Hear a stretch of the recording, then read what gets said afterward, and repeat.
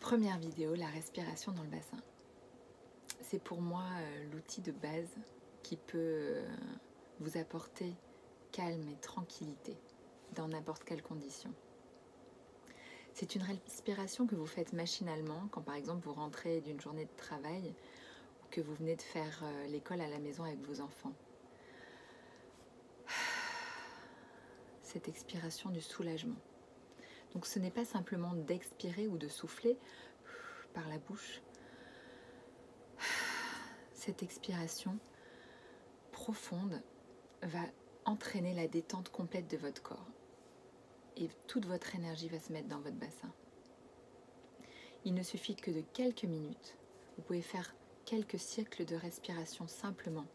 Et ça va suffire à vous apporter de la tranquillité, du calme.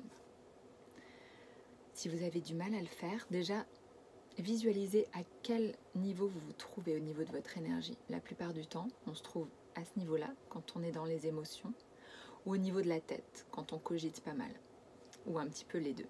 Donc en général, on se situe à ce niveau-là. Essayez de voir le curseur comme une petite bille qui monte et qui descend. Maintenant que vous avez visualisé ce curseur, le but va essayer de le faire descendre un maximum. Vous allez visualiser votre bassin comme une coupe et vous allez faire descendre ce curseur dans votre bassin. En respirant profondément, pas simplement en soufflant, en faisant vraiment cette expiration du soulagement.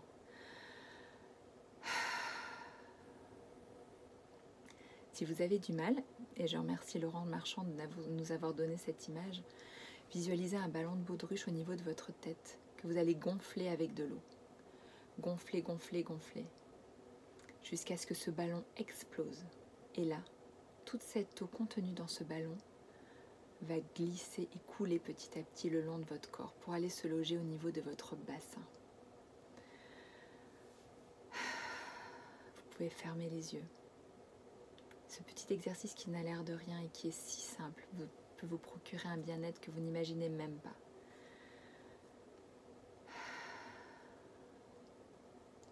Pas besoin de le faire pendant des heures, mais par contre, refaites-le autant de fois que vous voulez dans la journée. Vous pouvez le faire avant d'aller au travail, entre deux patients, le soir, si vous avez du mal à vous endormir. Cet exercice est plus facile à faire assis, parce qu'on sent vraiment l'assise de notre bassin. Il est plus facile aussi à faire si vous posez vos mains au niveau de votre bassin, au niveau de vos cuisses. Si vous mettez vos mains au niveau de votre cœur ou au niveau de votre tête, vous allez avoir l'énergie qui va avoir plus de mal à descendre. Voilà donc le premier exercice que je vous conseille vivement de faire le plus souvent possible.